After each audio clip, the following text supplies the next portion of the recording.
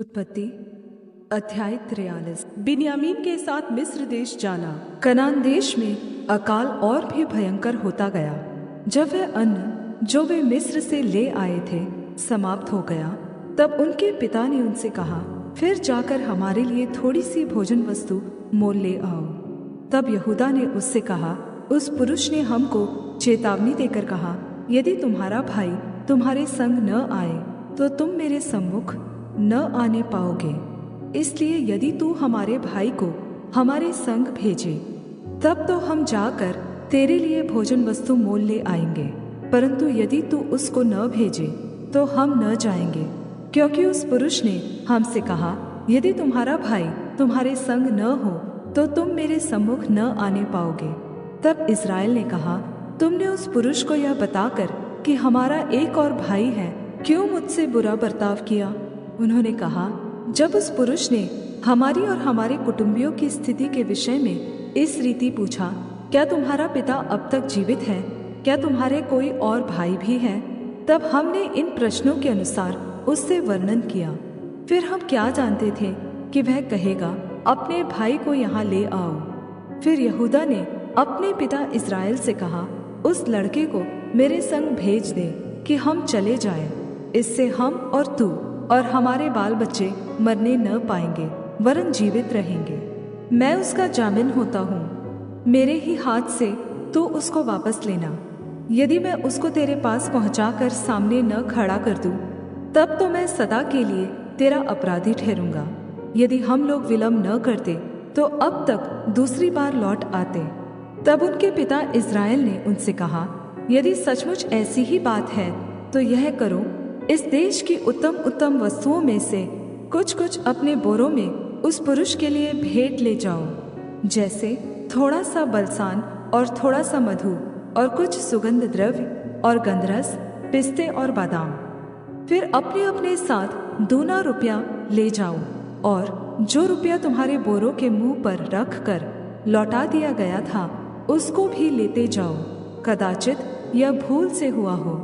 अपने भाई को भी संग लेकर उस पुरुष के पास फिर जाओ, और सर्वशक्तिमान परमेश्वर उस पुरुष को तुम पर दयालु करेगा, जिससे कि वह तुम्हारे दूसरे भाई को और बिन्यामीन को भी आने दे, और यदि मैं निर्वंश हुआ तो होने दो। तब उन मनुष्यों ने वह भेंट और दूना रुपया और बिन्यामीन को भी संग लिया और चल दिए, और मिस्र में पहुंचकर यूसुफ के सामने खड़े हुए। भाइयों का यूसुफ के घर पहुँचाना। उनके साथ बिन्यामीन को देखकर यूसुफ ने अपने घर के अधिकारी से कहा, उन मनुष्यों को घर में पहुंचा दो और पशु मार कर भोजन तैयार करो, क्योंकि वे लोग दोपहर को मेरे संग भोजन करेंगे। तब वह अधिकारी पुरुष यूसुफ के कहने के अनुसार उन पुरुषों को यूसुफ के घर में ले गया। जब वे यूसुफ के घर को पहुंचाए गए, तब वे आपस में डर कर कहने लगे, जो रुपया पहली बार हमारे बोरों में लौटा दिया गया था, उसी के कारण हम भीतर पहुंचाए गए हैं, जिससे कि वह पुरुष हम पर टूट पड़े और हमें वश में करके अपने दास बनाए और हमारे गधों को भी छीन ले। तब वे यूसुफ के घर के अधिकारी के निकट जाकर घर के द्वार पर इस प्रकार कहने लगे, हे हमारे प्रभु, जब हम पहली बार अन्न मोल लेने को आए थे, तब हमने सराय में पहुंचकर अपने बोरों को खोला तो क्या देखा कि एक एक जन का पूरा पूरा रुपया उसके बोरे के मुंह पर रखा है। इसलिए हम उसको अपने साथ फिर लेते आए हैं, और दूसरा रुपया भी भोजन वस्तु मोल लेने के लिए लाए हैं। हम नहीं जानते कि हमारा रुपया हमारे बोरों में किसने रख दिया था। उसने कहा, तुम्हारा कुशल हो, मत डरो। तुम्हारा परमेश्वर, जो तुम्हारे पिता का भी परमेश्वर है, उसी ने तुमको तुम्हारे बोरों में धन दिया होगा। तुम्हारा रुपया तो मुझको मिल गया था। फिर उसने शिमोन को निकालकर उनके संग कर दिया। तब उस जन ने उन मनुष्यों को यूसुफ के घर में ले जाकर जल दिया। तब उन्होंने अपने पाँव को धोया, फिर उसने उनके गधों के लिए चारा दिया। तब यह सुनकर कि आज हमको यही भोजन करना होगा, उन्होंने यूसुफ के आने के समय तक अर्थात दोपहर तक उस भेंट को इकट्ठा कर रखा। जब यूसुफ घर आया, तब वे उस भेंट को जो उनके हाथ में थी उसके सम्मुख घर में ले गए और भूमि पर गिरकर उसको दंडवत किया। उसने उनका कुशल पूछा और कहा, क्या तुम्हारा बूढ़ा पिता जिसकी तुमने चर्चा की थी कुशल से है? क्या वह अब तक जीवित है? उन्होंने कहा, हाँ, तेरा दास हमारा पिता कुशल से है और अब तक जीवित है। तब उन्होंने सिर झुकाकर फिर दंडवत किया। तब उसने आंखें उठाकर और अपने सगे भाई बिन्यामीन को देखकर पूछा, क्या तुम्हारा वह छोटा भाई जिसकी चर्चा तुमने मुझसे की थी यही है? फिर उसने कहा, हे मेरे पुत्र, परमेश्वर तुझ पर अनुग्रह करे। तब अपने भाई के स्नेह से मन भर आने के कारण और यह सोचकर कि मैं कहाँ जाकर रोऊं, यूसुफ तुरंत अपनी कोठरी में गया और वहां रो पड़ा। फिर अपना मुंह धोकर निकल आया और अपने को शांत कर कहा, भोजन परोसो। तब उन्होंने उसके लिए तो अलग और भाइयों के लिए भी अलग और जो मिस्री उसके संग खाते थे उनके लिए भी अलग भोजन परोसा, इसलिए कि मिस्री इब्रियों के साथ भोजन नहीं कर सकते, वरन मिस्री ऐसा करना घृणा समझते थे। सो यूसुफ के भाई उसके सामने बड़े बड़े पहले और छोटे छोटे पीछे अपनी अपनी अवस्था के अनुसार क्रम से बैठाए गए। यह देख वे विस्मित होकर एक दूसरे की ओर देखने लगे।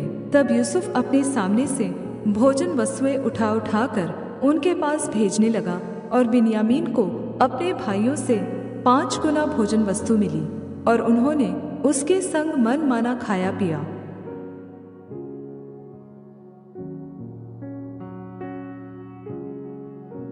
उत्पत्ति अध्याय 44। यूसुफ द्वारा भाइयों की परीक्षा। तब उसने अपने घर के अधिकारी को आज्ञा दी, इन मनुष्यों के बोरों में जितनी भोजन वस्तु समा सके उतनी भर दे और एक एक जन के रुपये को उसके बोरे के मुंह पर रख दे और मेरा चांदी का कटोरा छोटे भाई के बोरे के मुंह पर उसके अन्न के रुपये के साथ रख दे।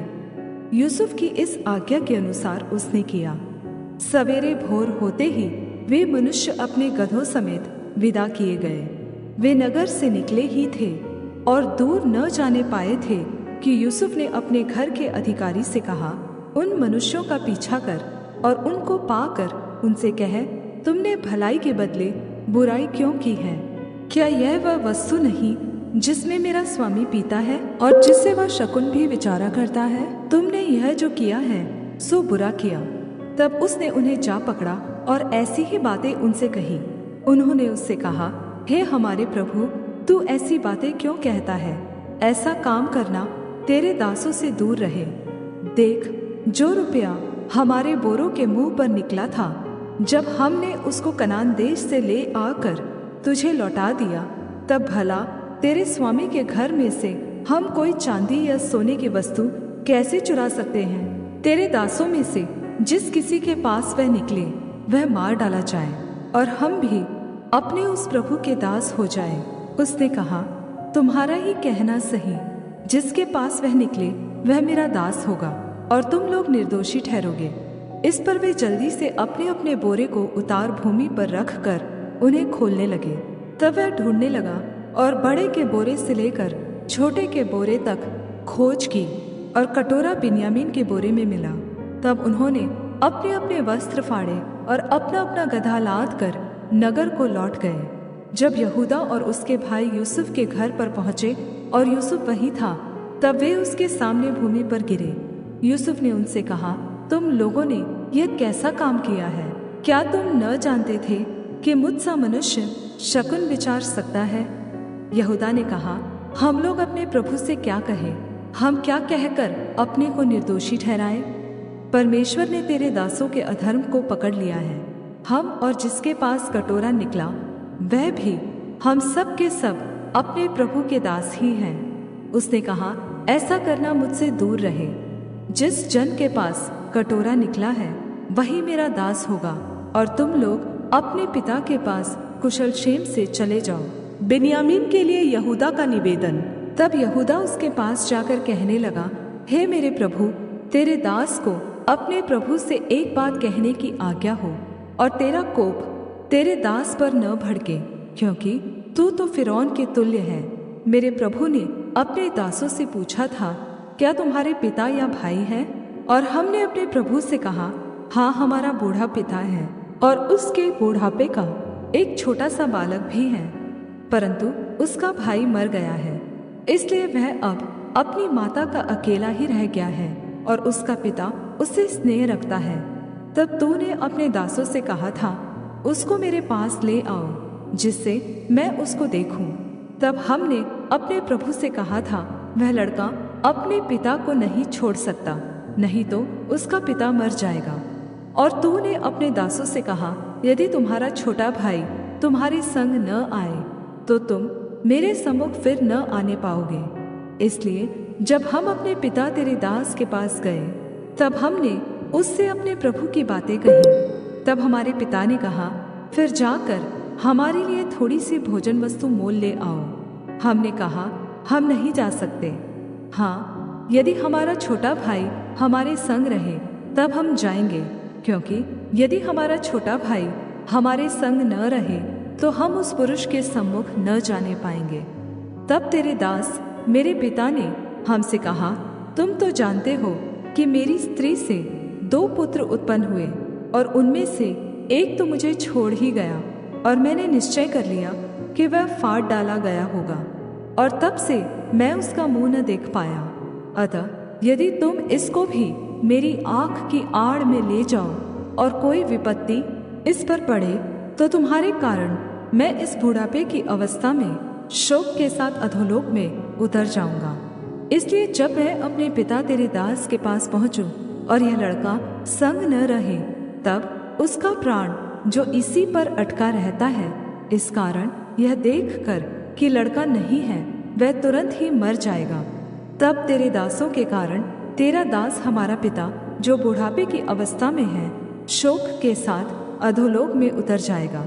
फिर तेरा दास अपने पिता के यहाँ यह कहकर इस लड़के का जामिन हुआ है, यदि मैं इसको तेरे पास न पहुँचा दूँ तब तो मैं सदा के लिए तेरा अपराधी ठहरूंगा।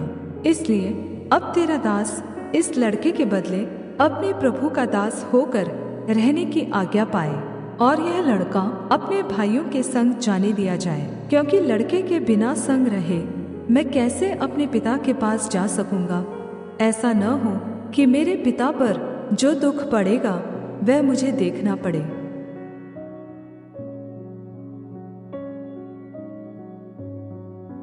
उत्पत्ति अध्याय 45। यूसुफ का स्वयं को प्रकट करना। तब यूसुफ उन सब के सामने जो उसके आसपास खड़े थे अपने को और रोक न सका और पुकार कर कहा, मेरे आसपास से सब लोगों को बाहर कर दो। भाइयों के सामने अपने को प्रकट करने के समय यूसुफ के संग और कोई न रहा। तब वह चिल्ला चिल्ला कर रोने लगा और मिस्रियों ने सुना और फिरौन के घर के लोगों को भी इसका समाचार मिला। तब यूसुफ अपने भाइयों से कहने लगा, मैं यूसुफ हूँ, क्या मेरा पिता अब तक जीवित है? इसका उत्तर उसके भाई न दे सके, क्योंकि वे उसके सामने घबरा गए थे। फिर यूसुफ ने अपने भाइयों से कहा, मेरे निकट आओ। यह सुनकर वे निकट गए। फिर उसने कहा, मैं तुम्हारा भाई यूसुफ हूँ, जिसको तुमने मिस्र आने वालों के हाथ बेच डाला था। अब तुम लोग मत पछताओ और तुमने जो मुझे यहाँ बेच डाला इससे उदास मत हो, क्योंकि परमेश्वर ने तुम्हारे प्राणों को बचाने के लिए मुझे तुम्हारे आगे भेज दिया है। क्योंकि अब 2 वर्ष से इस देश में अकाल है और अब 5 वर्ष और ऐसे ही होंगे कि उनमें न तो हल चलेगा और न अन्न काटा जाएगा। इसलिए परमेश्वर ने मुझे तुम्हारे आगे इसलिए भेजा कि तुम पृथ्वी पर जीवित रहो और तुम्हारे प्राणों के बचने से तुम्हारा वंश बढ़े। इस रीति अब मुझको यहाँ पर भेजने वाले तुम नहीं, परमेश्वर ही ठहरा। और उसी ने मुझे फिरौन का पिता सा और उसके सारे घर का स्वामी और सारे मिस्र देश का प्रभु ठहरा दिया है। अतः शीघ्र मेरे पिता के पास जाकर कहो, तेरा पुत्र यूसुफ इस प्रकार कहता है कि परमेश्वर ने मुझे सारे मिस्र का स्वामी ठहराया है, इसलिए तू मेरे पास बिना विलंब किए चला आ। और तेरा निवास गोशेन देश में होगा और तू बेटे पोतों भेड़ बकरियों गाय बैलों और अपने सब कुछ समेत मेरे निकट रहेगा। और अकाल के जो 5 वर्ष और होंगे उनमें मैं वही तेरा पालन पोषण करूँगा। ऐसा न हो कि तू और तेरा घराना वरन जितने तेरे हैं वे भूखे मरे। और तुम अपनी आँखों से देखते हो और मेरा भाई बिन्यामीन भी अपनी आँखों से देखता है कि जो हमसे बातें कर रहा है वह यूसुफ है। तुम मेरे सब वैभव का जो मिस्र में है और जो कुछ तुमने देखा है उस सब का मेरे पिता से वर्णन करना और तुरंत मेरे पिता को यहाँ ले आना। और वह अपने भाई बिन्यामीन के गले से लिपट कर रोया और बिन्यामीन भी उसके गले से लिपट कर रोया। वह अपने सब भाइयों को चूम कर रोया और इसके पश्चात उसके भाई उससे बातें करने लगे। इस बात का समाचार कि यूसुफ के भाई आए हैं फिरौन के भवन तक पहुंच गया और इससे फिरौन और उसके कर्मचारी प्रसन्न हुए। इसलिए फिरौन ने यूसुफ से कहा, अपने भाइयों से कह कि एक काम करो, अपने पशुओं को लाद कर कनान देश में चले जाओ और अपने पिता और अपने अपने घर के लोगों को लेकर मेरे पास आओ, और मिस्र देश में जो कुछ अच्छे से अच्छा है वह मैं तुम्हें दूंगा, और तुम्हें देश के उत्तम से उत्तम पदार्थ खाने को मिलेंगे। और तुझे आज्ञा मिली है, तुम एक काम करो कि मिस्र देश से अपने बाल बच्चों और स्त्रियों के लिए गाड़ियां ले जाओ और अपने पिता को ले आओ, और अपनी सामग्री की चिंता न करना, क्योंकि सारे मिस्र देश में जो कुछ अच्छे से अच्छा है वह तुम्हारा है। इस्राएल के पुत्रों ने वैसा ही किया और यूसुफ ने फिरौन की आज्ञा के अनुसार उन्हें गाड़ियां दी और मार्ग के लिए भोजन सामग्री भी दी। उनमें से एक एक जन को तो उसने एक एक जोड़ा वस्त्र भी दिया, और बिन्यामीन को 300 रुपये के टुकड़े और 5 जोड़े वस्त्र दिए। अपने पिता के पास उसने जो भेजा वह यह है, अर्थात मिस्र की अच्छी वस्तुओं से लदे हुए 10 गधे और अन्न और रोटी, और उसके पिता के मार्ग के लिए भोजन वस्तु से लदी हुई 10 गधियां। तब उसने अपने भाइयों को विदा किया और वे चल दिए, और उसने उनसे कहा, मार्ग में कहीं झगड़ा न करना। मिस्र से चलकर वे कनान देश में अपने पिता याकूब के पास पहुँचे और उससे यह वर्णन किया, यूसुफ अब तक जीवित है और सारे मिस्र देश पर प्रभुता वही करता है। पर उसने उन पर विश्वास न किया और वह अपने आपे में न रहा। तब उन्होंने अपने पिता याकूब से यूसुफ की सारी बातें जो उसने उनसे कही थी कह दी। जब उसने उन गाड़ियों को देखा जो यूसुफ ने उसके ले आने के लिए भेजी थी, तब उसका चित्त स्थिर हो गया और इस्राएल ने कहा, बस मेरा पुत्र यूसुफ अब तक जीवित है, मैं अपनी मृत्यु से पहले जाकर उसको देखूंगा।